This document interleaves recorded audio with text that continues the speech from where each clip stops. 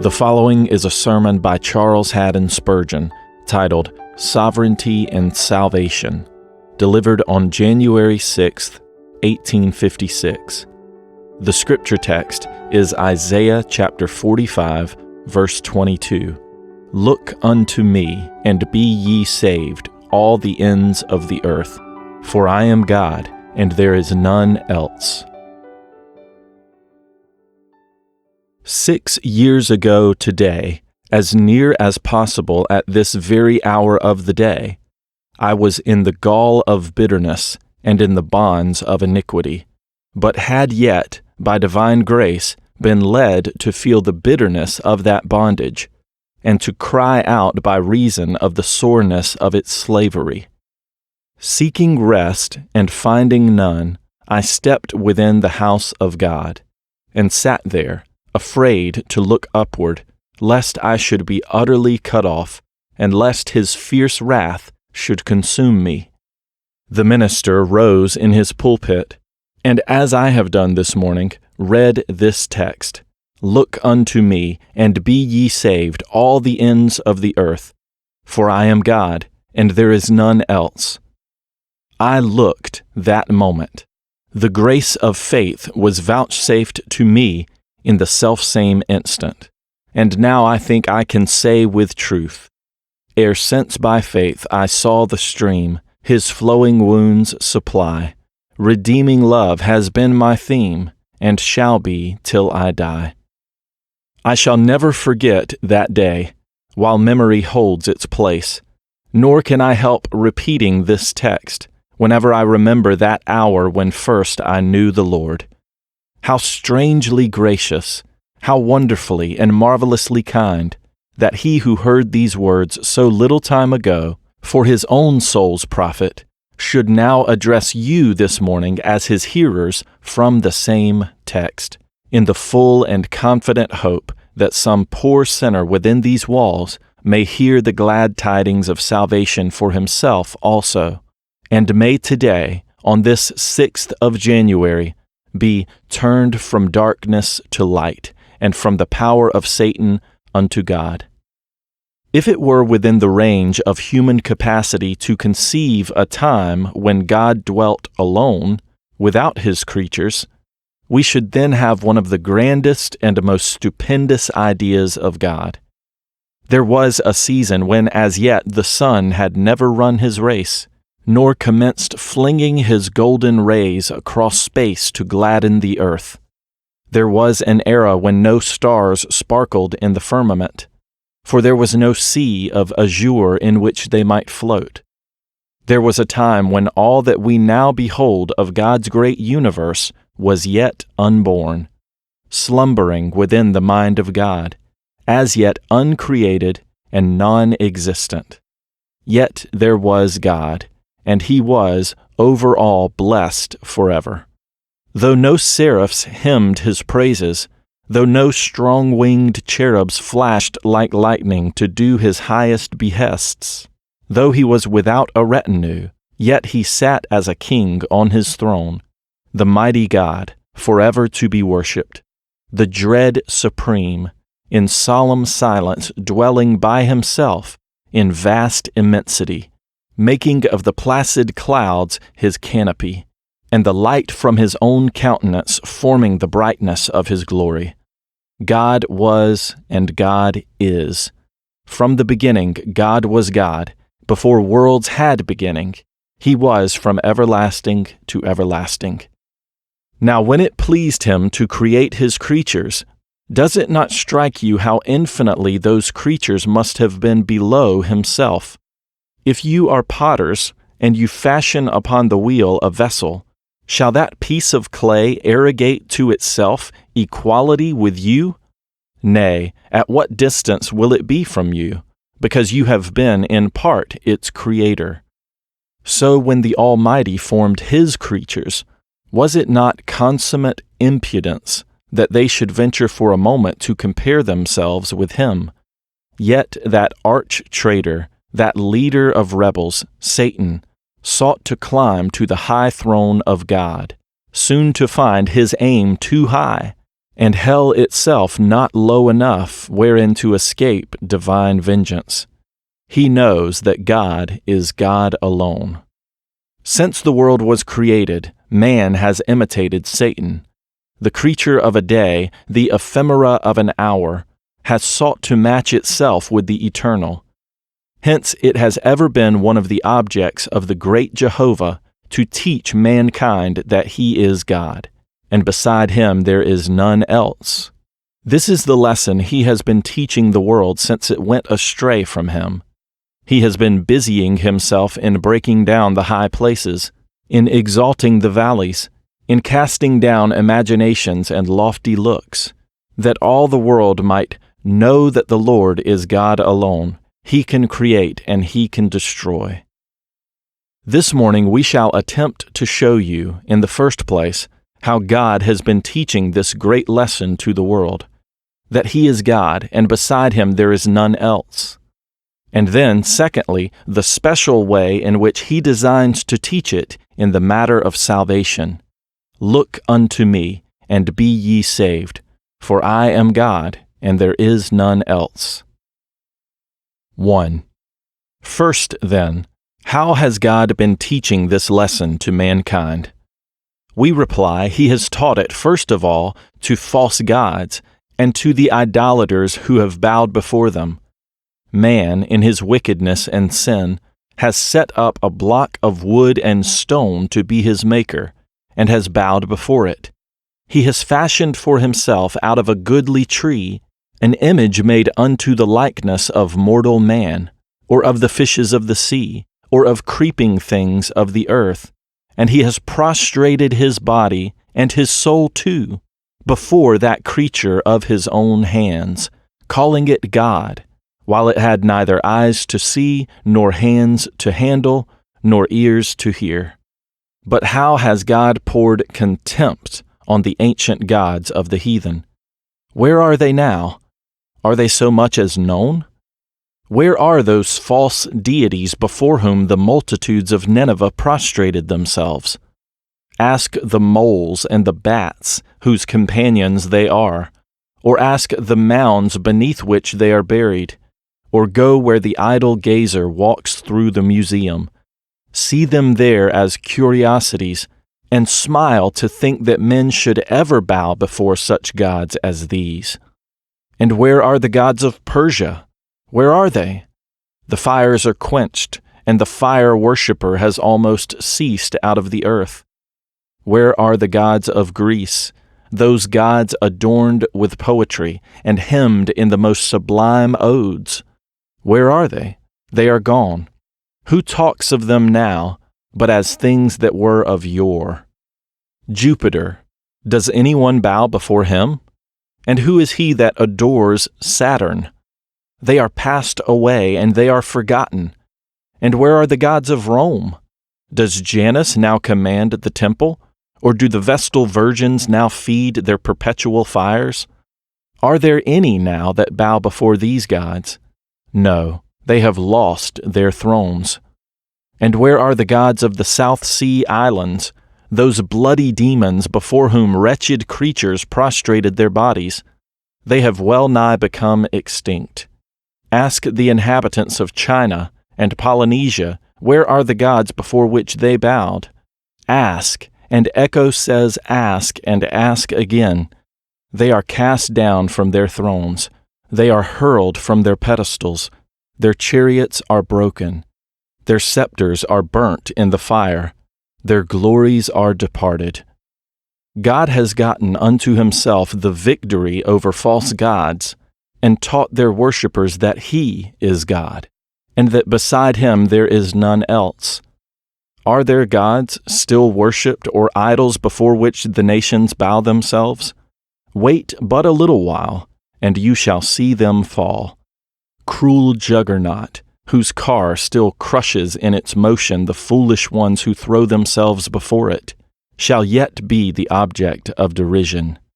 And the most noted idols, such as Buddha and Brahma and Vishnu, shall yet stoop themselves to the earth, and men shall tread them down as mire in the streets. For God will teach all men that He is God, and that there is none else. Mark you, yet again, how God has taught this truth to empires. Empires have risen up and have been the gods of the era. Their kings and princes have taken to themselves high titles, and have been worshipped by the multitude. But ask the empires whether there is any besides God. Do you not think you hear the boasting soliloquy of Babylon? I sit as a queen, and am no widow. I shall see no sorrow. I am God, and there is none beside me. And think you not now, if you walk over ruined Babylon, that you will meet aught save the solemn spirit of the Bible, standing like a prophet gray with age, and telling you that there is one God, and that beside Him there is none else? Go you to Babylon, covered with its sand, the sand of its own ruins. Stand you on the mounds of Nineveh, and let the voice come up. There is one God, and empires sink before Him. There is only one potentate, and the princes and kings of the earth with their dynasties and thrones are shaken by the trampling of His foot.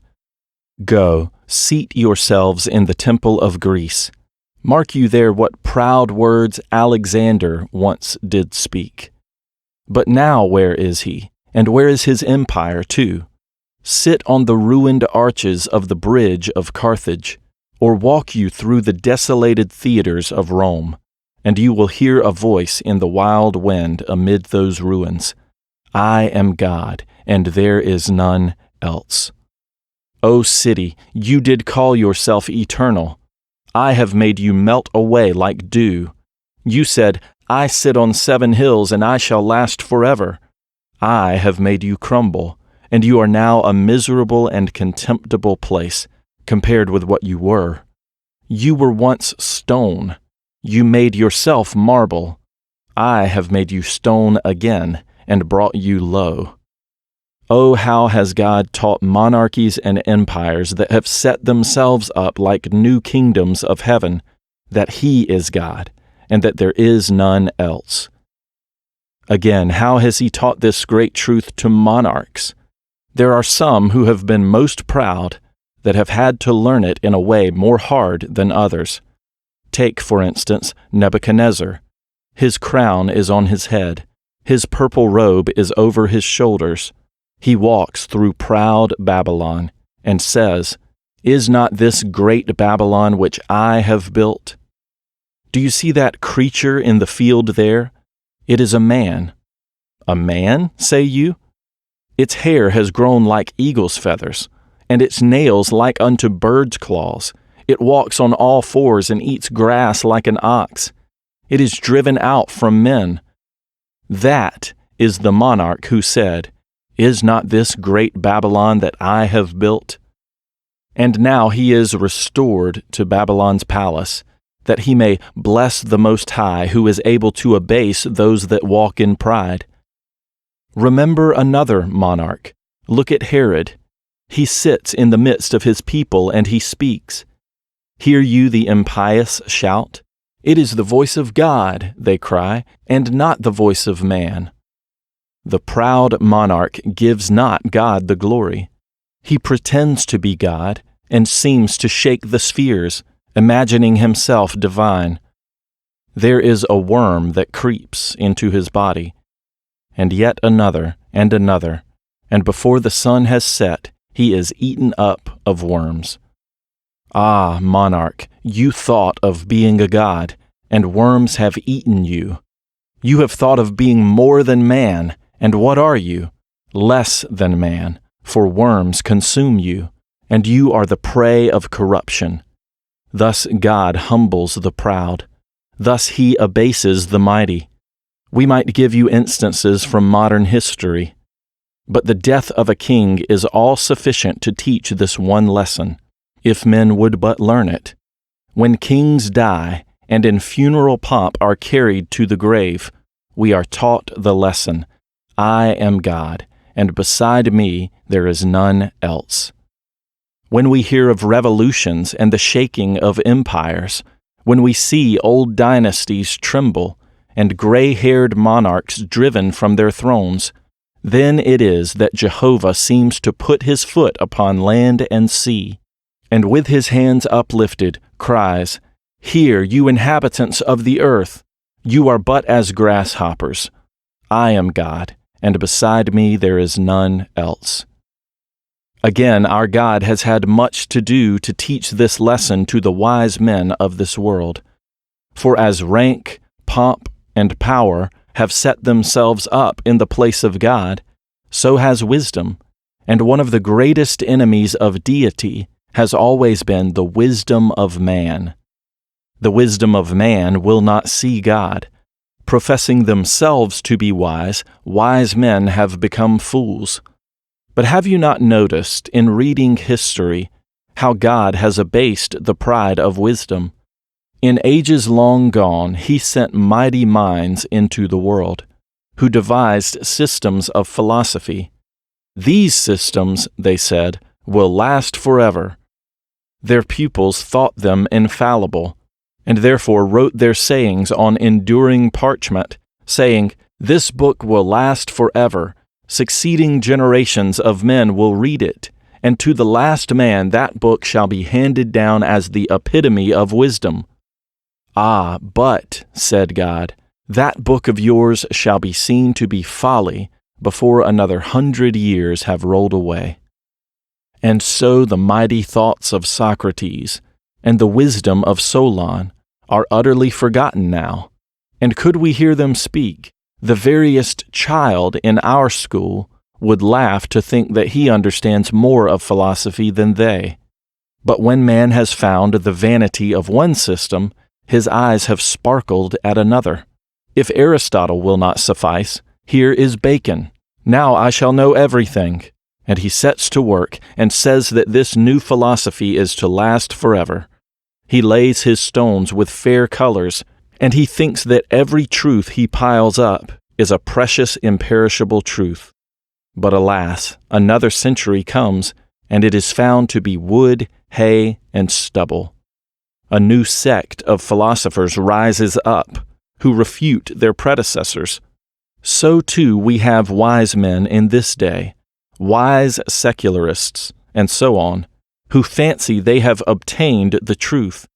But within another 50 years, and mark that word, this hair shall not be silvered over with gray until the last of that race shall have perished, and that man shall be thought a fool that was ever connected with such a race. Systems of infidelity pass away like a dewdrop before the sun. For God says, "I am God, and beside me there is none else."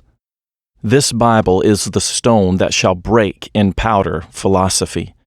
This is the mighty battering ram that shall dash all systems of philosophy in pieces.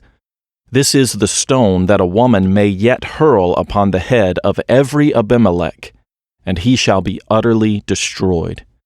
O Church of God, fear not, you shall do wonders. Wise men shall be confounded, and you shall know, and they too, that he is God, and beside him there is none else. Surely, says one, the Church of God does not need to be taught this. Yes, we answer, she does. For of all beings, those whom God has made the objects of his grace are perhaps the most apt to forget this cardinal truth, that he is God, and that beside him there is none else. How did the church in Canaan forget it, when they bowed before other gods, and therefore he brought against them mighty kings and princes, and afflicted them sore? How did Israel forget it? And he carried them away captive into Babylon.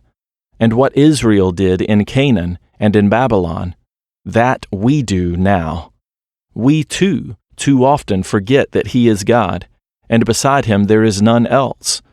Does not the Christian know what I mean when I tell him this great fact? For has he not done it himself? In certain times prosperity has come upon him. Soft gales have blown his bark along, just where his wild will wished to steer. And he has said within himself, "Now I have peace, now I have happiness, Now the object I wished for is within my grasp.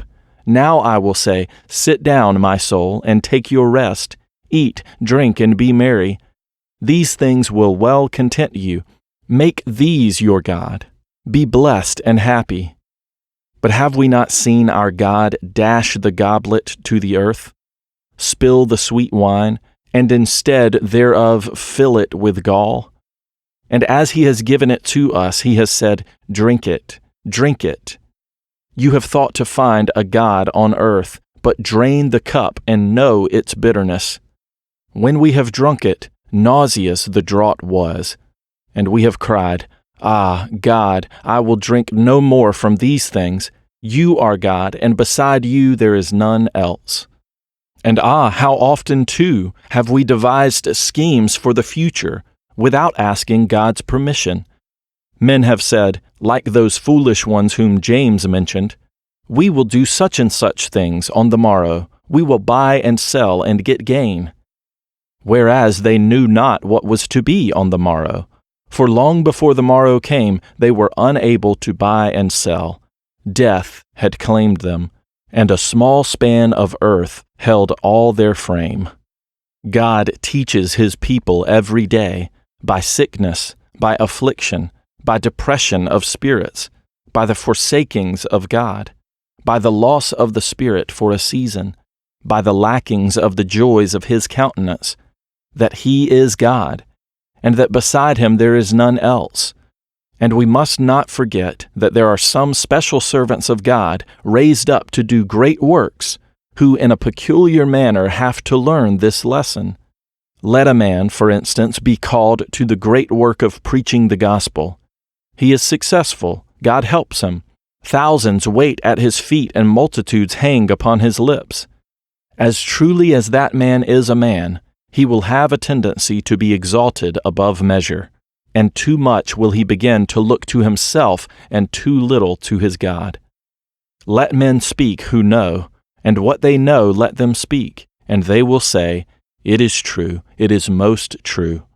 If God gives us a special mission, we generally begin to take some honor and glory to ourselves. But in the review of the eminent saints of God, have you never observed how God has made them feel that he was God, and beside him there was none else? Poor Paul might have thought himself a god, and been puffed up above measure, by reason of the greatness of his revelation, had there not been a thorn in the flesh. But Paul could feel that he was not a god, for he had a thorn in the flesh, and gods could not have thorns in the flesh. Sometimes God teaches the minister by denying him help on special occasions. We come up into our pulpits and say, "Oh, I wish I could have a good day today." We begin to labor. We have been just as earnest in prayer and just as indefatigable, but it is like a blind horse turning round a mill, or like Samson with Delilah. We shake our vain limbs with vast surprise, make feeble fight, and win no victories. We are made to see that the Lord is God, and that beside him there is none else. Very frequently God teaches this to the minister by leading him to see his own sinful nature. He will have such an insight into his own wicked and abominable heart that he will feel as he comes up the pulpit stairs that he does not deserve so much as to sit in his pew, much less to preach to his fellows. Although we feel always joy in the declaration of God's word, yet we have known what it is to totter on the pulpit steps under a sense that the chief of sinners should scarcely be allowed to preach to others. Ah, beloved, I do not think he will be very successful as a minister who is not taken into the depths and blackness of his own soul, and made to exclaim, "Unto me, who am less than the least of all saints, is this grace given, that I should preach among the Gentiles the unsearchable riches of Christ." There is another antidote which God applies in the case of ministers. If he does not deal with them personally, he raises up a host of enemies, that it may be seen that he is God and God alone. An esteemed friend sent me yesterday a valuable old manuscript of one of George Whitfield's hymns, which was sung on Kennington Common. It was a splendid hymn, thoroughly Whitfieldian all through. It showed that his reliance was wholly on the Lord, and that God was within him. What? Will a man subject himself to the calumnies of the multitude? Will he toil and work day after day unnecessarily? Will he stand up Sabbath after Sabbath and preach the gospel, and have his name maligned and slandered, if he has not the grace of God in him? For myself, I can say that were it not that the love of Christ constrained me, this hour might be the last that I should preach, so far as the ease of the thing is concerned. Necessity is laid upon us, yea, woe is unto us if we preach not the gospel. But that opposition through which God carries his servants leads them to see at once that he is God and that there is none else.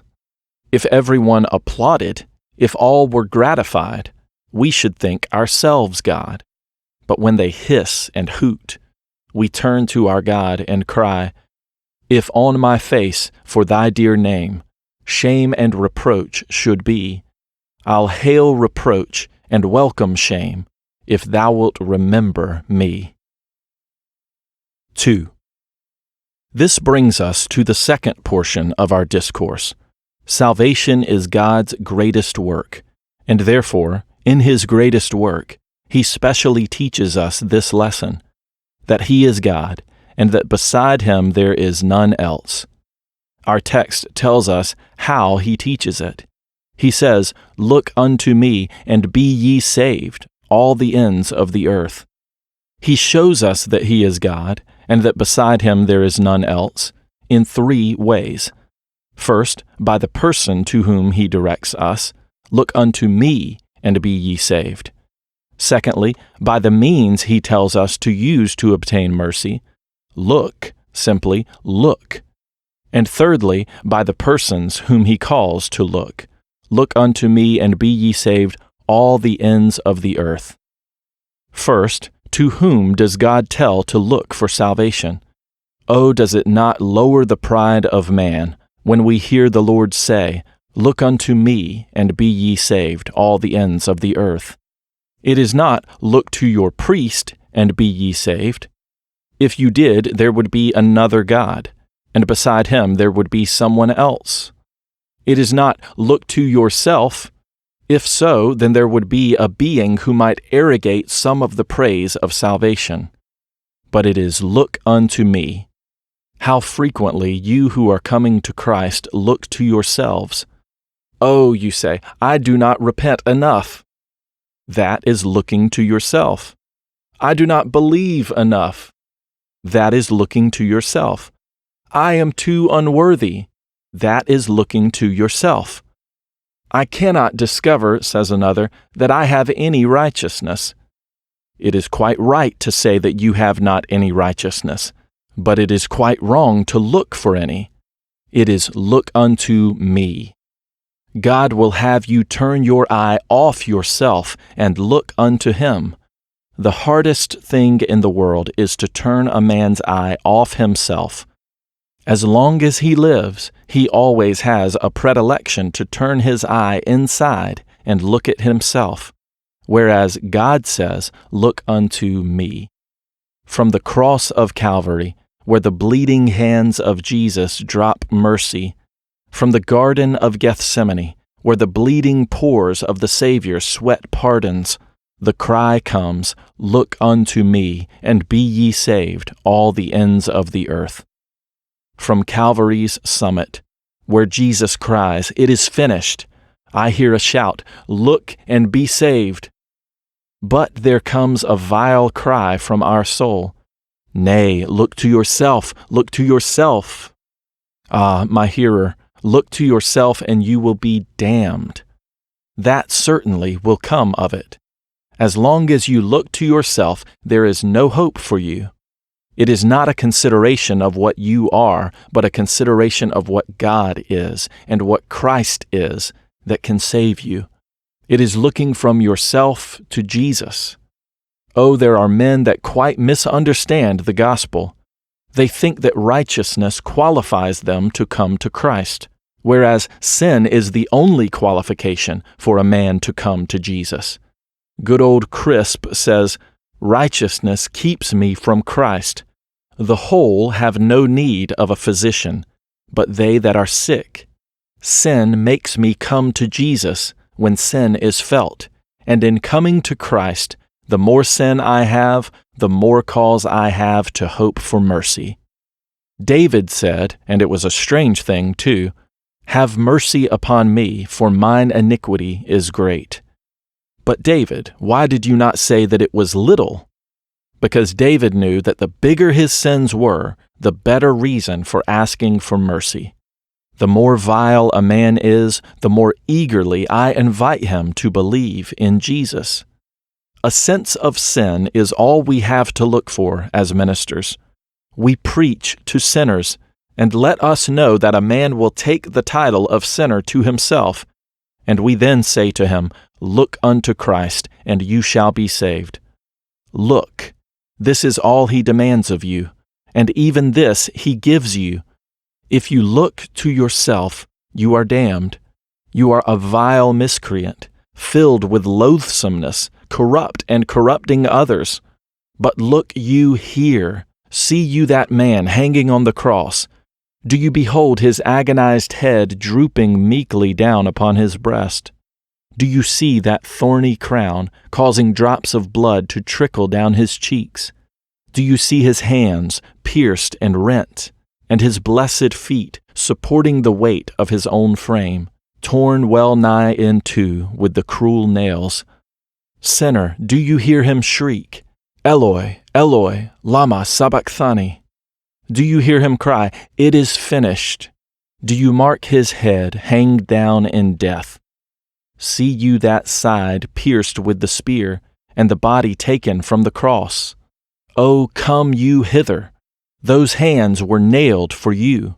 Those feet gushed gore for you. That side was opened for you. And if you want to know how you can find mercy, there it is. Look, look unto me. Look no longer to Moses. Look no longer to Sinai. Come you here and look to Calvary's victim, and to Joseph's grave. And look you yonder to the man who near the throne sits with his Father, crowned with light and immortality. Look, sinner, he says this morning to you, look unto me, and be ye saved. It is in this way God teaches that there is none beside him, because he makes us look entirely to him, and utterly away from ourselves. But the second thought is the means of salvation. It is, look unto me, and be ye saved. You have often observed, I am sure, that many people are fond of an intricate worship, an involved religion, one they can hardly understand. They cannot endure worship as simple as ours. Then they must have a man dressed in white and a man dressed in black. Then they must have what they call an altar and a chancel. After a little while, that will not suffice, and they must have flower pots and candles. The clergyman then becomes a priest, and he must have a variegated dress with a cross on it. So it goes on. What is simply a plate becomes a paten, and what was once a cup becomes a chalice.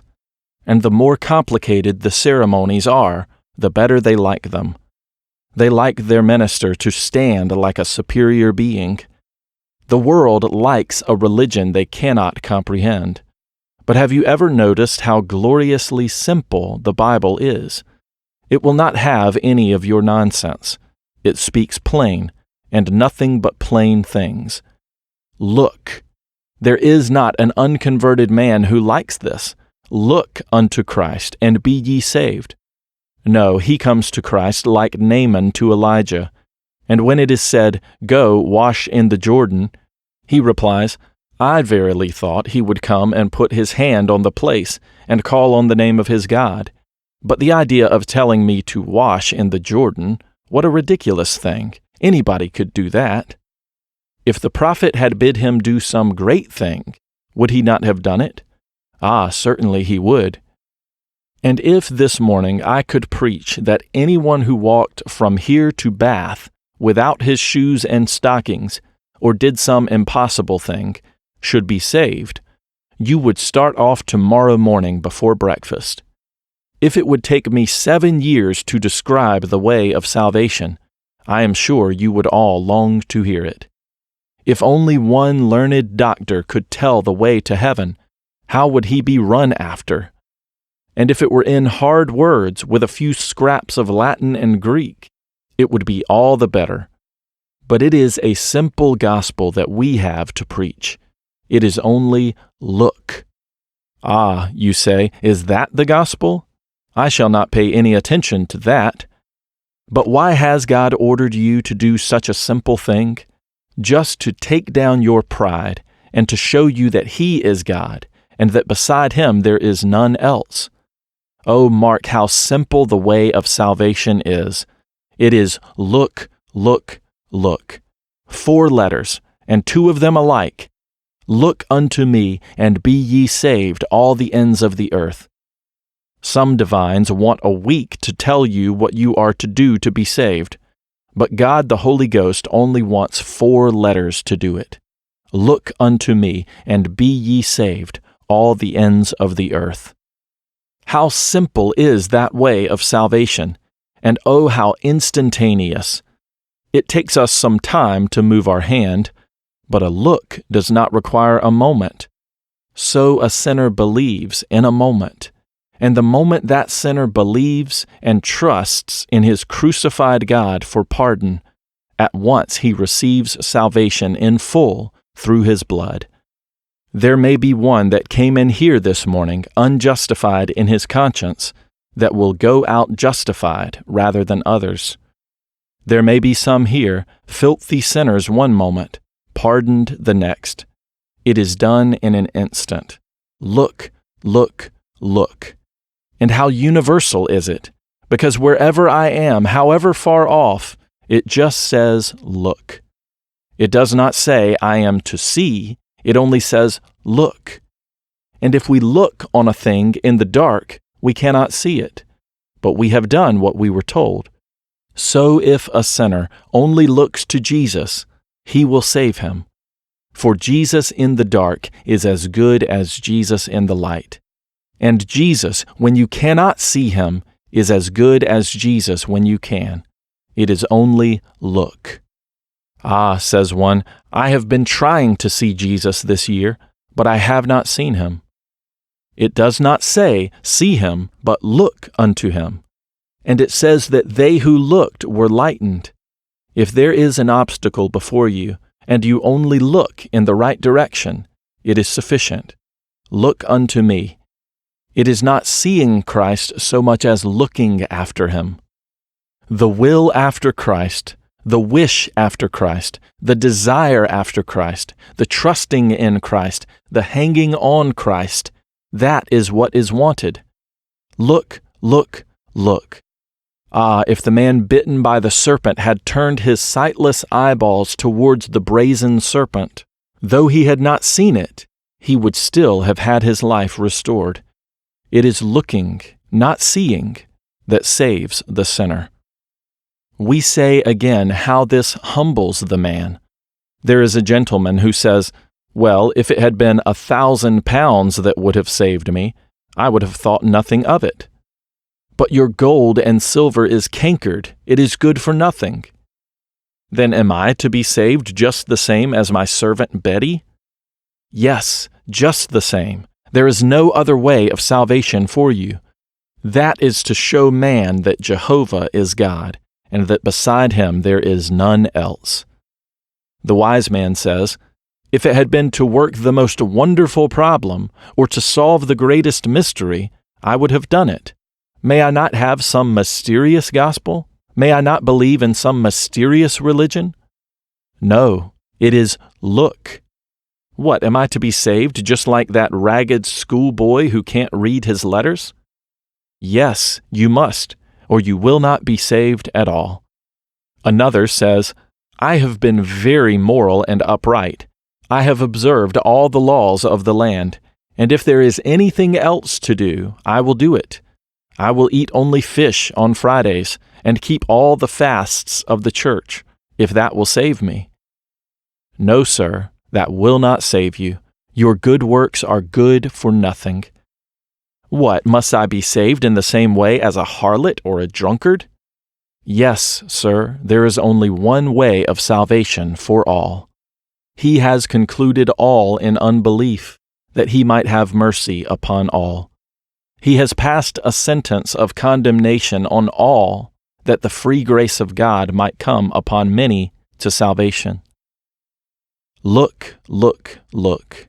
This is the simple method of salvation. Look unto me, and be ye saved, all the ends of the earth. But lastly, mark how God has cut down the pride of man, and has exalted himself by the persons whom he has called to look. Look unto me, and be ye saved, all the ends of the earth.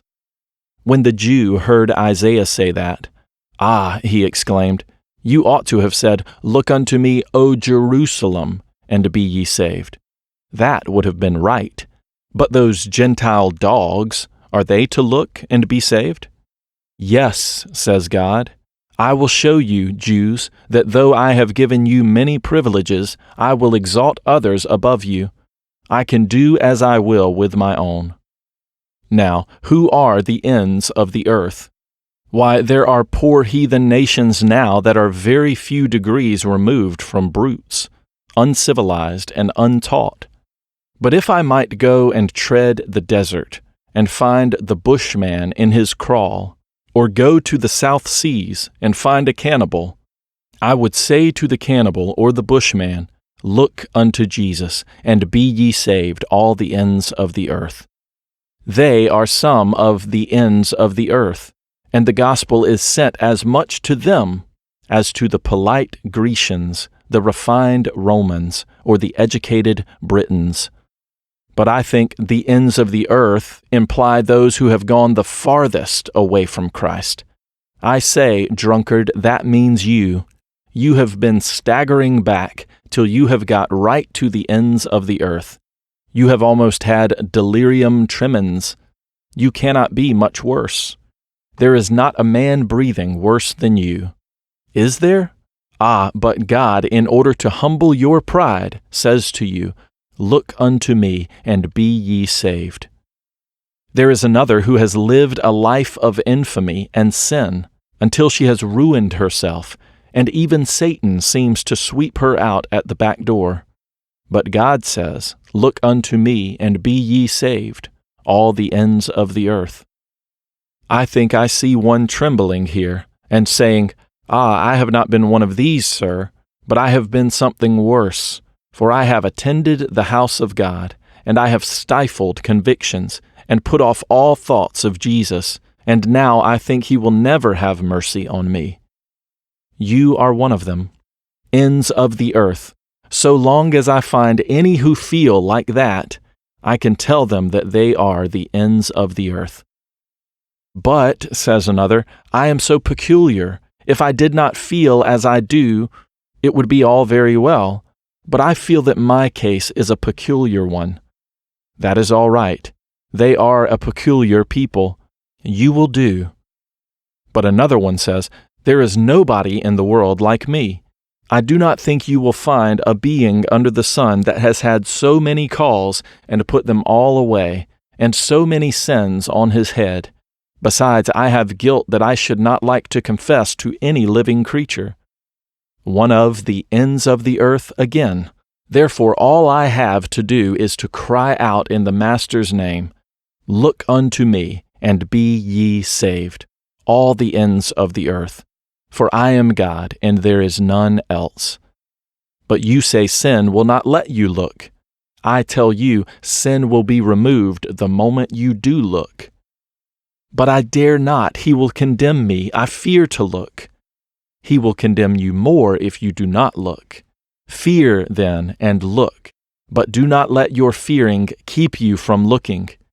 But he will cast me out. Try him. But I cannot see him. I tell you, it is not seeing, but looking. But my eyes are so fixed on the earth, so earthly, so worldly. Ah, but poor soul, he gives power to look and live. He says, Look unto me, and be ye saved, all the ends of the earth. Take this, dear friends, for a New Year's text, both you who love the Lord and you who are only looking for the first time. Christian, in all your troubles through this year, look unto God and be saved. In all your trials and afflictions, look unto Christ and find deliverance. In all your agony, poor soul, in all your repentance for your guilt, look unto Christ and find pardon. This year, remember to put your eyes heavenward and your heart heavenward too. Remember this day that you bind round yourself a golden chain, and put one link of it in the staple in heaven. Look unto Christ. Fear not. There is no stumbling when a man walks with his eyes up to Jesus. He that looked at the stars fell into the ditch, but he that looks at Christ walks safely. Keep your eyes up all the year long. Look unto him, and be ye saved. And remember that he is God, and beside him there is none else. And you, poor trembler, what say you? Will you begin the year by looking unto him? You know how sinful you are this morning. You know how filthy you are. And yet it is possible that before you open your pew door and get into the aisle, you will be as justified as the apostles before the throne of God. It is possible that before your foot treads the threshold of your door, you will have lost the burden that has been on your back, and you will go on your way singing, I am forgiven, I am forgiven, I am a miracle of grace. This day is my spiritual birthday. Oh, that it might be such to many of you, that at last I might say, Here am I, and the children thou hast given me. Hear this, convinced sinner. This poor man cried, and the Lord delivered him out of his distresses. O taste and see that the Lord is good. Now believe on him. Now cast your guilty soul upon his righteousness. Now plunge your black soul into the bath of his blood. Now put your naked soul at the door of the wardrobe of his righteousness. Now seat your famished soul at the feast of plenty. Now look. How simple does it seem, and yet it is the hardest thing in the world to bring men to. They never will do it till constraining grace makes them. Yet there it is. Look. Go you away with that thought. Look unto me, and be ye saved, all the ends of the earth. For I am God, and there is none else.